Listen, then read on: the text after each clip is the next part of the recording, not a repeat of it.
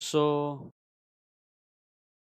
in the last lecture, we discussed regarding the different type of rivets and different type of riveted joint and its classification.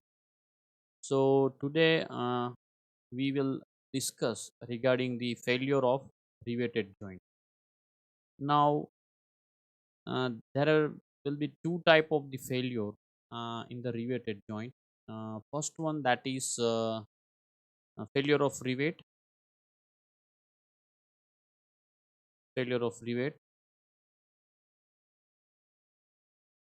and another one, that is failure of plates failure of plates. So suppose we take the one example of lap joint, uh, in which one plate is joined uh, with another plate, and that is a lap connection, and in that scenario, what will be the failure that we will see.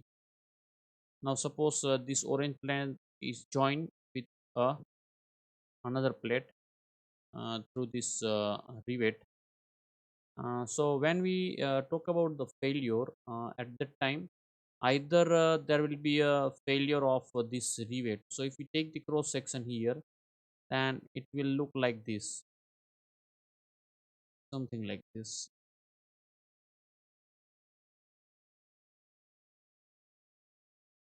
something like this, and another plate is joined here, joined with this plate, and it is something like this. So if we talk about the failure, so either there will be a failure of this rivet, uh, or there may be a failure of this plate. So there will be a crack in the plate, right? So this is what is called as the failure of plate, and this is what called as the failure of rivet. So if you look at the failure of rivet, again that failure of rivet is uh, divided or classified in two way. First one, either there will be a shearing of rivet, and another, that is the crushing of rivets. So either there will be a shear means it is something like this, your rivet will shear, right, due to the force, right. Suppose it is subjected to tension, then this will be a tensile force, and here there will be a shear, right. It is something like this. You are taking the piece of paper, and that paper is sheared, right, due to the shearing. So suppose I will give you the example. So suppose I take it, this is your rivet, and that rivet will be tear like this, right. This tear like this, that is what called as the shearing of the rivets. So either there is a shearing, or either there is a crushing, right. So shearing and crushing, these are the two way your rivet is going to be a fail, right. And if we talk about the crushing, it is also called as a bearing.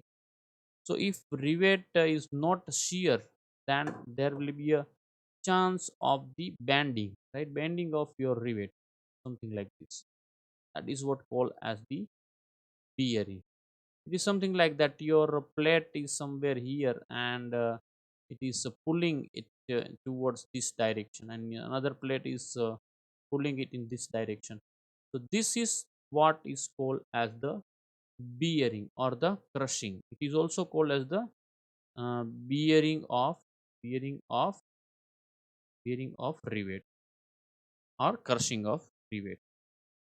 Then the tearing of the plate. So the tearing of the plate may be like this. I will draw the uh, one plate, and by having the virtue of this drawing, I'm going to show you that what is that tearing. There are two type of the tearing. Let me show. First I will draw the two joint.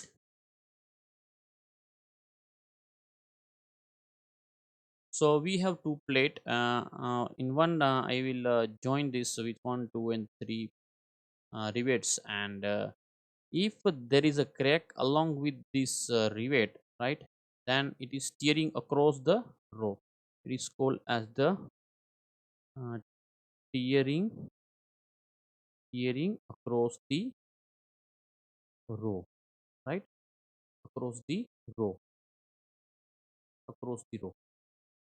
In another case, if you don't have this edge distance, this is called as the edge distance. If you have a rivet very near to this edge, then there will be a tearing, right, of the plate like this, right, tearing of plate like this. And that is was tearing at the edge, and this is called as the tearing at edges, right, edge. So in failure of failure of riveted joint, we have either it is a failure of rivet, or either it is a failure of plate. If you look at the failure of rivet, the failure of rivet may occur in two way: either by shearing, this is what is called the shearing, and bearing, that is what called as crushing, right, bearing or crushing. Similarly, failure of plates occurs along or across the row, this across the row, and at the edges there will be a tearing at the edges. It is something like that you are taking the pin page, right, from center, that is what called as the edge tearing. Now we move further into the another topic, that is what is called as the different provisions. So basically, the riveted joint is designed as per the IS 800, right, as per the IS 800.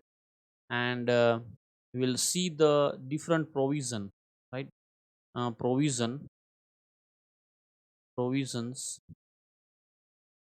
in IS 800, that is Indian Standard 800. So what are the provisions given for the riveted joint? So first one, that is what called as the permissible stress. First one is a permissible stress, and that is what given on IS code 800, and page number 95, and table number 8.1, table number 8.1. So what they have given the how much permissible axial tension, how much permissible shear, and how much permissible bearing in the different type of the riveting. So in that case, they have given the type of riveting. So first one, that is a power riveting, power driven rivet.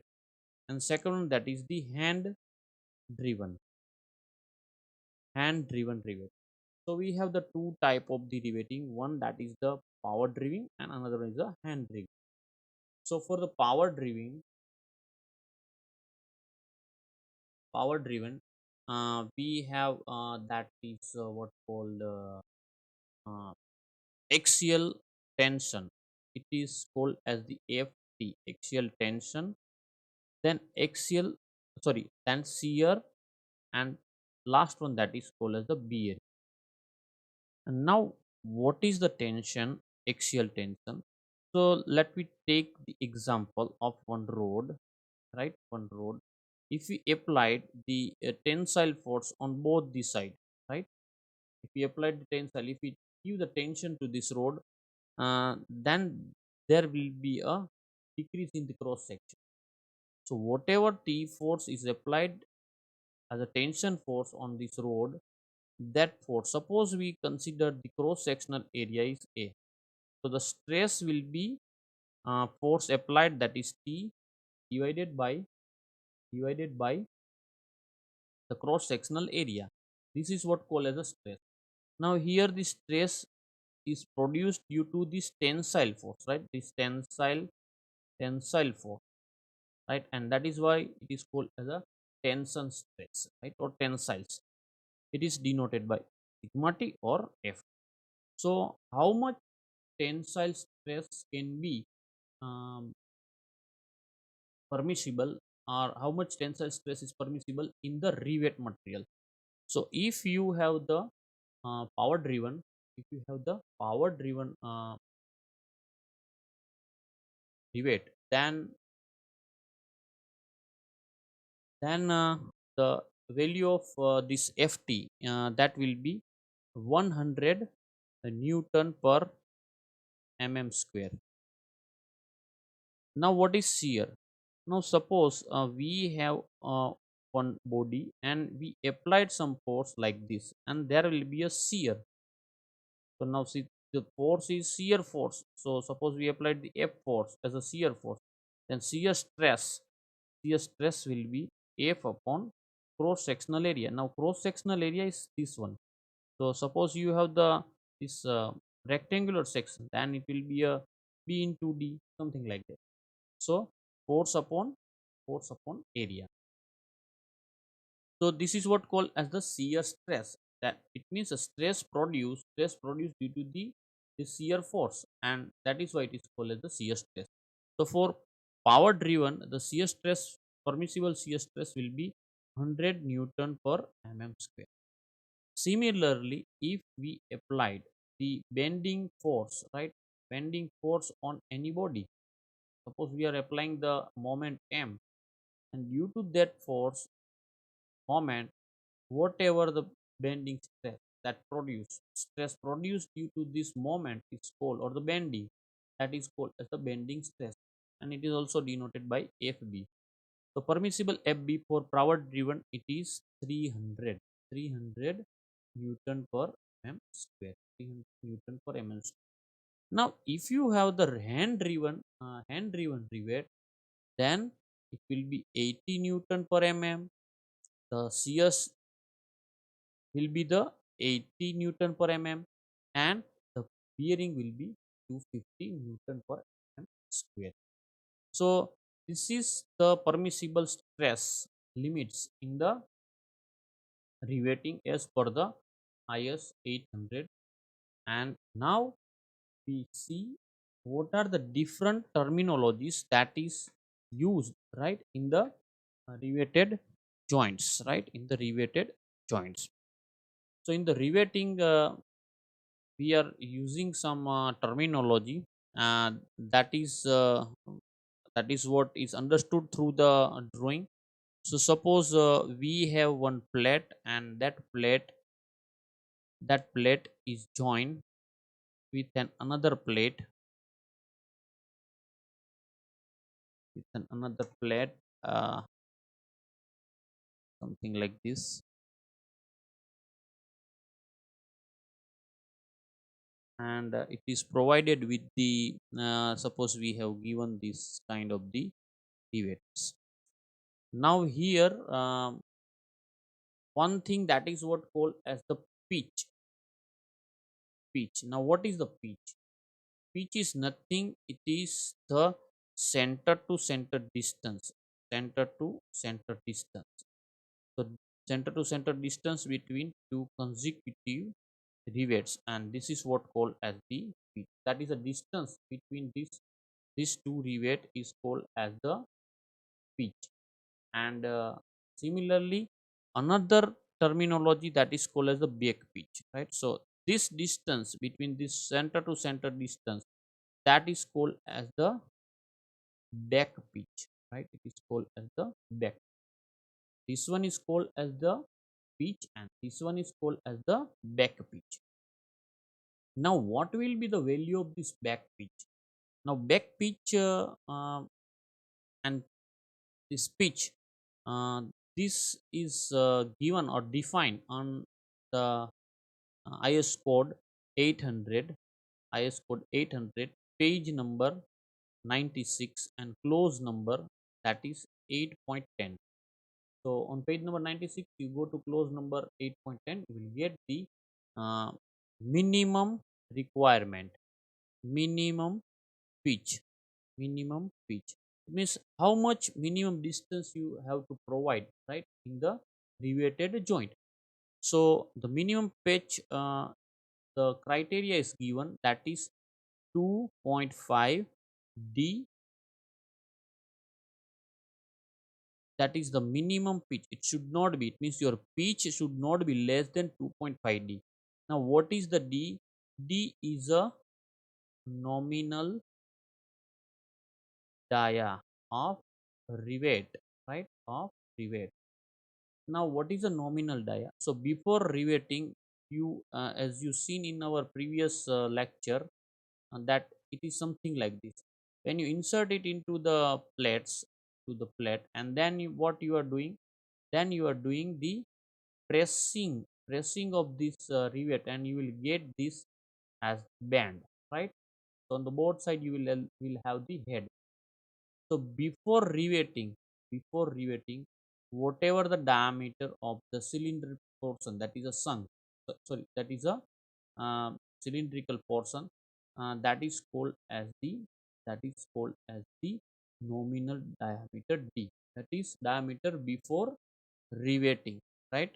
The diameter of rivet before riveting is called as the nominal diameter. So the pitch, it means the distance between center to center distance between these two rivet, it should not be less than, means your minimum, it should not be less than 2.5 d. So suppose you have 10 diameter, then it should be 25. If you are using the rivet here, that is 10 then the minimum distance, it should not be less than 25 right? Now another, that is how much will be the maximum pitch. This is the minimum pitch. Should not, you could not provide the rivet less than 225 pitch. Then what will be the maximum? What will be the maximum pitch? So for maximum pitch, there are two conditions. One, that is 32 t, and second one is the 300 mm. Now you have to take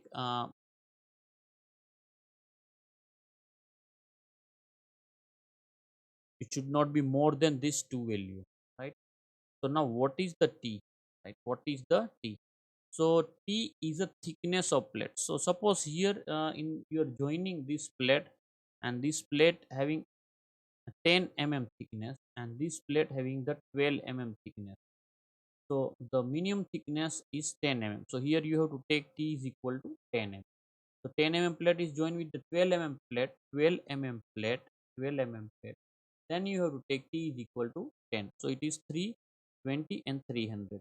So it should not be less than 25 and it should not be more than 300 So this is the minimum pitch and this is the maximum. Here t, this t is the minimum thickness of the pitch, minimum thickness of the pitch.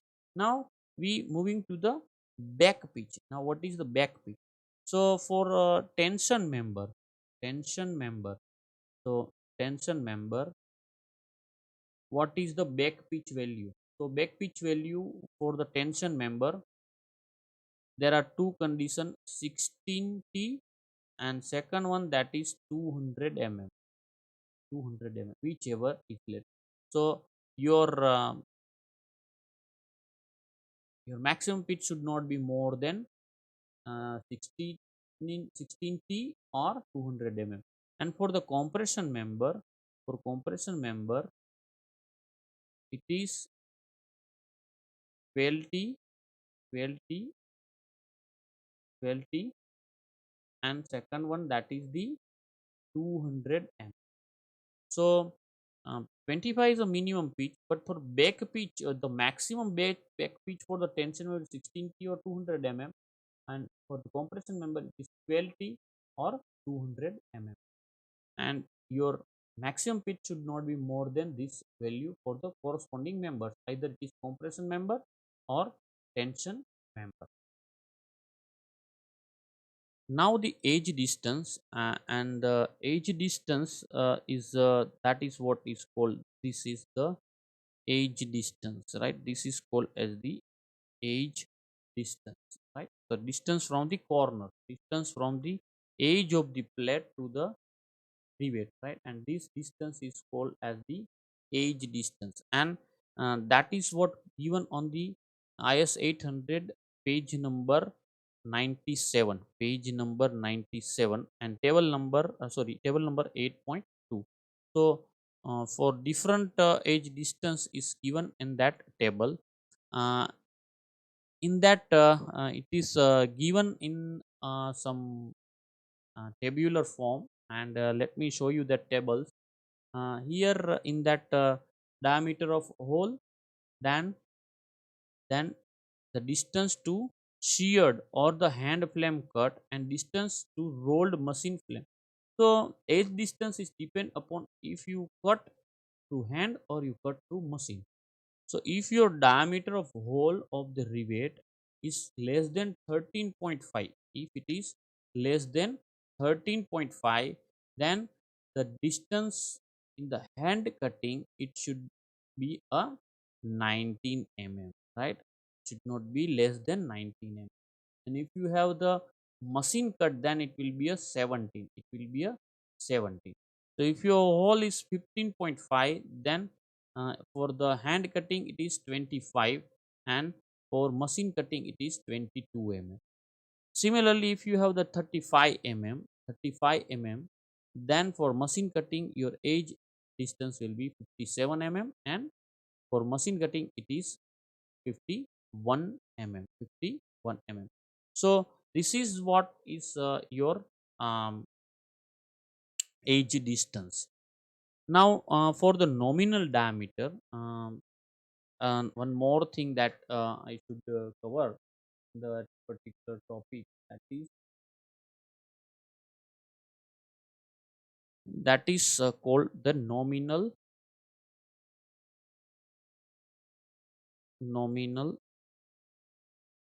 diameter, nominal diameter, and another one that is or and sorry and gross diameter, nominal diameter and gross diameter. So in the animation you have seen that in the plate,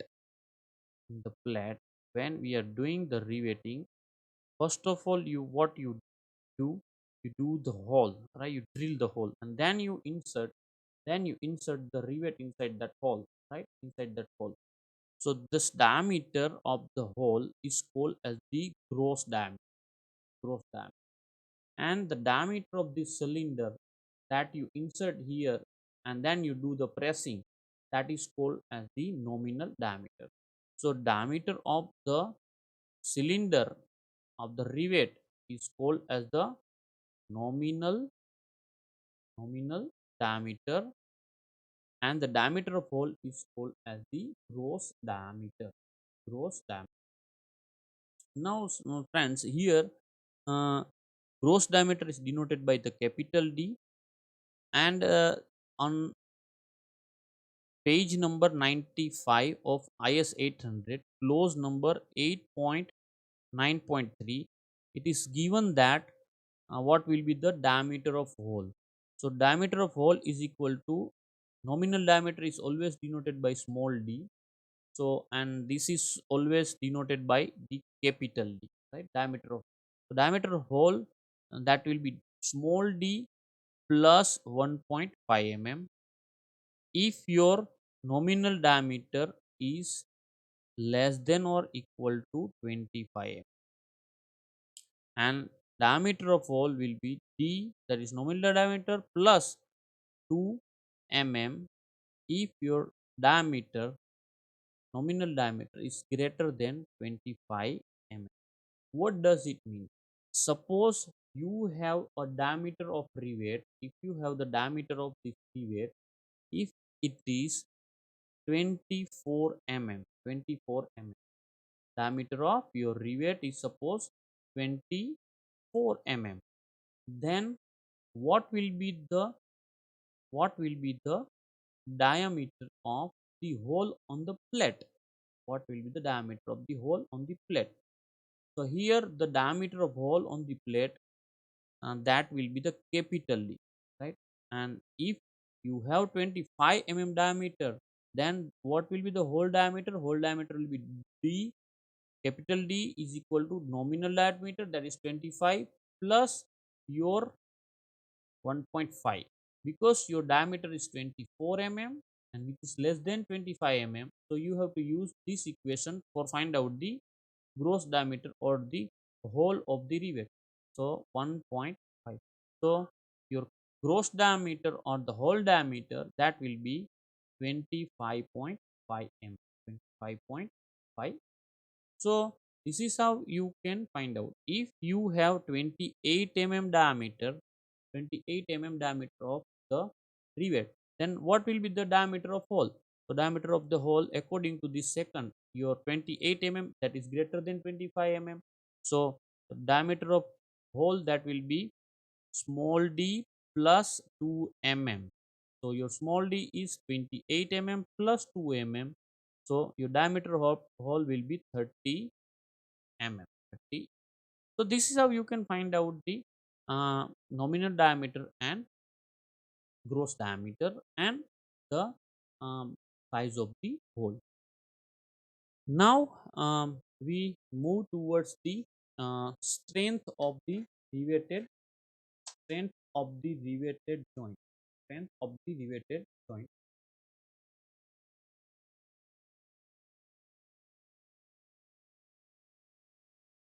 So in the strength of the riveted joint, let me just brief you about this topic, the strength of the riveted joint. So as a whole, strength of riveted joint, strength of riveted joint. So as you know that the failure of rivet, either your um, rivet will fail or your plate will fail. So for the riveting purpose, first one, that is the strength of rivet, right? Strength of rivet. And second, as you know that what will be the second one will be the strength of plate. So see, you have to failure, either your rivet fell or either your plate fell. So either, so you have to look at the strength of rivet and strength of plate. So in the strength of rivet, we want to find the two strength. First one, that is the shearing, that is the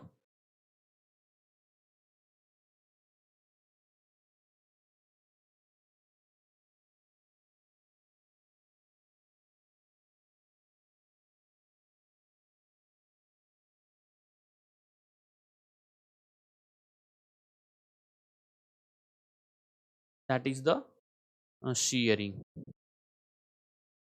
Shearing strength. Shearing strength, or it is also called as the shearing value, and it is denoted by PS. Now what is the shearing strength or the shearing value? So let we see example of the lap joint. So I have the one plate which is joined with the another plate, with a single rivet, with a single rivet, like this, single rivet. Now when there is a force, right? When we applied the force here and here, that is suppose the force is a P, then there will be a shearing will occur at this section, right? This portion is stressed towards this, means this force pull the upper portion of the rivet towards this direction, and this lower portion is pulled towards the this direction, and due to this equal and opposite force there will be a shear. So if you look at this rivet, if I enlarge this rivet, so this is the upper portion and this is the lower portion of the rivet. So this portion is pulled in this direction due to the upper plate, and this portion is pulled towards this direction. Now look at this cross section, this cross section. So whatever the force produced here, that will be resisted by this cross sectional area, right? This cross sectional area. So if you look at the strength, right, or the stress produced, that will be the force divided by cross sectional area. Now what is the force here? That is supposed of P, and PS we call the force, that is the shearing. It means we call the force P as a shearing force divided by the area. Now what will be the area? We have only single rivet, we have the only single rivet, and that is why pi by 4 into capital D square, pi by 4 into capital D square, and this stress is called Fs, right? So if you look at the how much force can be resisted by this rivet, that will be the stress, permissible stress into pi by 4 d square, pi by 4 d square. Now if we have only one rivet, then it will be 1 into Fs pi by 4 d. If we have the two rivets, right, if we have here two rivets, right, one and two rivets, so we will have two cross sectional area, we will have the two cross sectional area, one and two, is two cross sectional area. So indirectly it is n, where n is a number of rivet, right, number of rivet along the line of action, number of rivet along the line of action, and that is called ps into n fs pi by 4 d. If you have a butt joint, right, if you have the butt joint with a single cover, butt joint with the single cover, then what will be the value of n? The equation will be same, ps is equal to n into fs pi by 4 d square, or it is also called n into pi by 4 d square into fs. So if you have this type of butt joint, single cover butt joint, so you have one and two rivets. See, you have the two rivets on a particular section. You have the two rivets on the particular section. But see, you have to take the n. In this case, you have the n is equal to 1. If you have the only single rivet, not this one, only a single rivet in the butt joint, single rivet in the butt joint, single rivet, then n will be 1. Here in the double cover, sorry, single covered butt joint, single cover butt joint, your n will be 1. But equation will be the same, right, for the shearing strength of the rivet, that is ps and fs pi by 4 d square. But if you have the double cover butt joint, if you have the double cover butt joint, then it is called as a double shearing. So here there is a break, and here there is a break. So if you see the enlarged view, so it is something like this.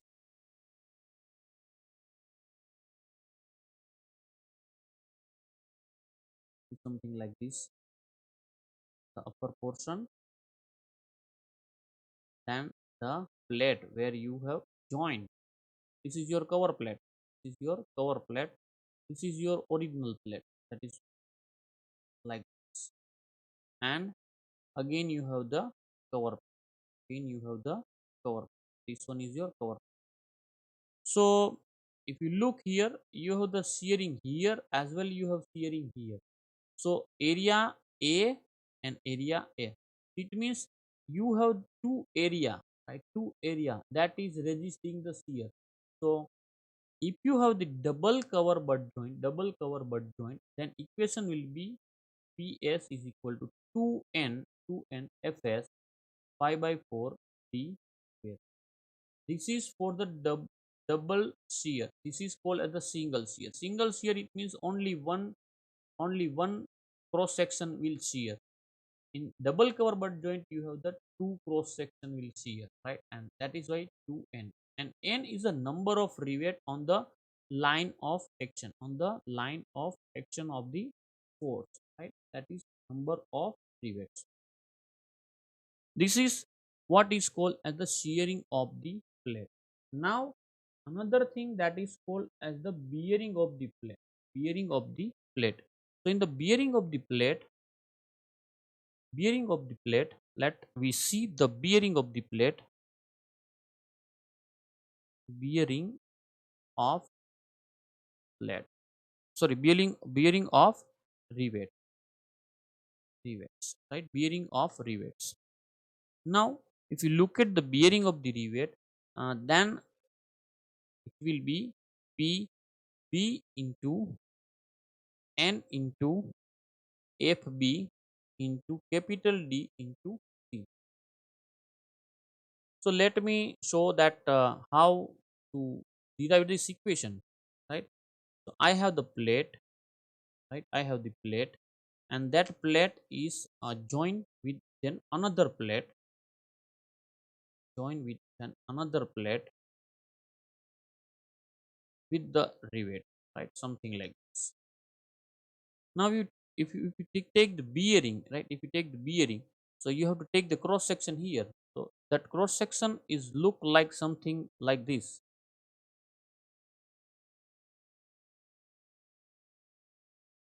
We cut it from the um, at the center of this rivet, right? So it look like this. Now see here, this is the thickness of the plate, right? This is the thickness of the plate, and this much, this is what is called the diameter of the hole. Now when you have the bearing of the rivet like this, you have the bearing of rivet. At that time, this much portion is resisting the force, right? And that is what this rectangular section, right? This rectangular plane that will resist the this force, right? That is a PB, that is a bearing force. So um, stress is equal to force upon area. Now here force is equal to that is PB. Force is equal to PB. Now what is the area? Area is the thickness of the plate, that is T, this rectangle T, and the diameter, that is D. So for this rectangular section, this is T and this is D. So it will be T into D, right? T into D. And this stress is called as the bearing stress, right? FB. So indirectly, how much bearing force that rivet can resist, that will be the PB is equal to FB into D into T. Now here it is N. N means the number of rivet on this line, numbers of rivet on this line, right? If you have another rivet here, then it will the area will be double 1 and 2. If you have the third rivet, then it will be a 3, right? Like this. So it is the number of rivet on this line, right? Number of rivet on this, that is what called as the bearing value of rivet, right? Bearing value of rivet. Now tearing of the plate. Let's we begins with the tearing of plates. Tearing of the plates. Tearing of or the strength of plate. Strength of plates. Now strength of plate, that is what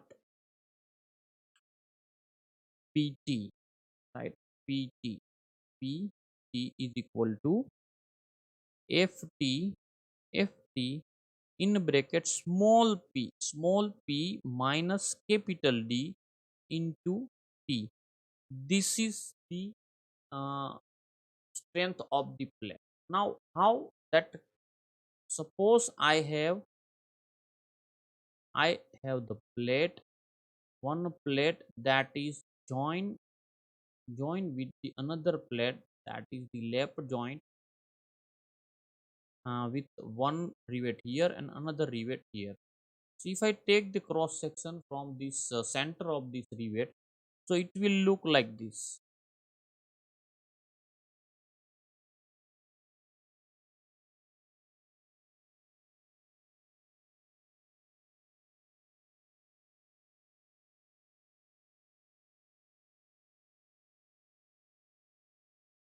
It will look like this, right?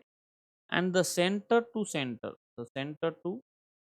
distance, this is called as the small p, small p, and this is what is the capital D. So from here to here, this distance, that will be the D by 2, correct? And here at the same time, this distance is also a D by 2. So indirectly, here this portion of the plate, this portion of the plate, right? This portion of the plate that is unsupported, right, by the rivet, right? There is no riveting between this H or the orange color plate area, and that plate area, so we need to find the length of this plate, and this is what is the thickness of the plate. Now what is this length? So here you have the one rivet and you have the another rivet. The center to center distance, that is the pitch, small, and this much distance is D by 2, and here this much distance is D by 2.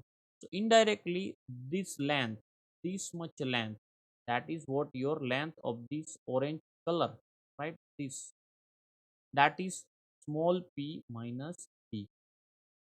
So the area of this H portion is area is equal to P minus D into the thickness, that is small t. Now as you know that stress is equal to force upon area. So force is equal to PT, that is tearing of the plate, divided by the area, that is P minus D into T.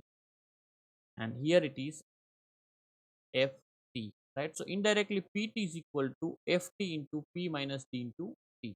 So you take it over here, so you will get this. So now we see the overall scenario of the riveted joint, right? Overall scenario of this riveted joint.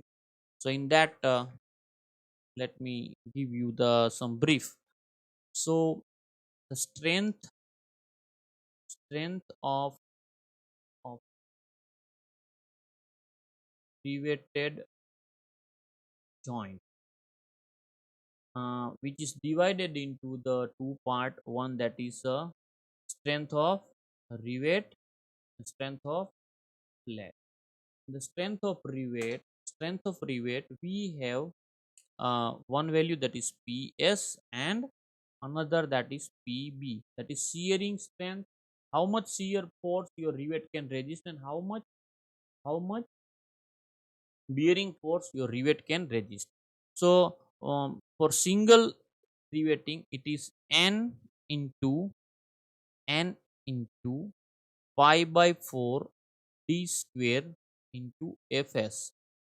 For double riveting, single riveting will occur at the lap joint with the single rivet. This is single rivet.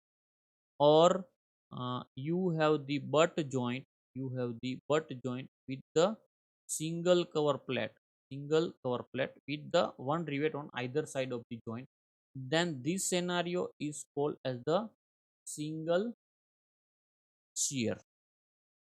If you have two numbers, that is the double shear that will occur in the double cover butt joint, and it will be ps is equal to 2n pi by 4 d square into fs, and that will occur only in the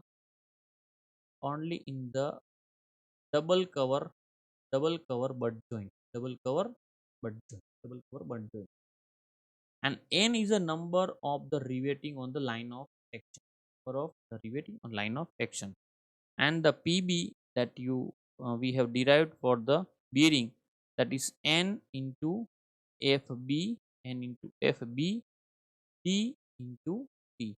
So you have to remember these equations, right, for the finding out of the how much force your rivet can resist. And now for the plate, so for the pt, that will be the ft into small p minus capital D into t, and that is into n. That is the number of, not is not the number of rivet is not required because it is a strength of the plate. So you have the equations, that is ps, pb, and pt. In ps you have two single shear and double shear. So double shear, that will be 2 n into pi by 4 d square fs, and you have the single plate, right, in the plate, tearing of the plate, that is a pt. Another one thing that is called as the rivet value, right, it is called as the rivet value. Now what is rivet value? So you have the value of ps, you have the value of pb, and you have the value of pt that you can find out. So what is rivet value? That is rv. Rivet value is the list of this pb, ps, and pt. So if you have pb, that is 100, if your pt has 80, and your ps is equal to 80 and pt is equal to 76, so your rivet value is 76. Whichever is less, that will be taken as the rivet value. Another one thing that is required to be understood, that is the efficiency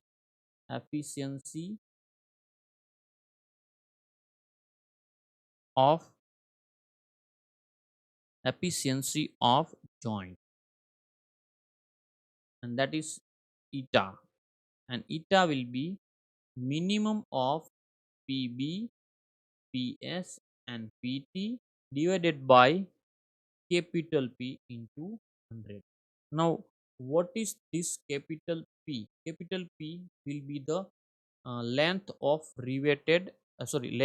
the plate without riveting. So here, uh, the center to center, this portion, if you are not doing the riveting, then this d by 2, and here it will be the d by 2, that will be the added, right, that will be the added to the plate, and the length of plate will be the p minus t, the d will be removed, so it will be the p.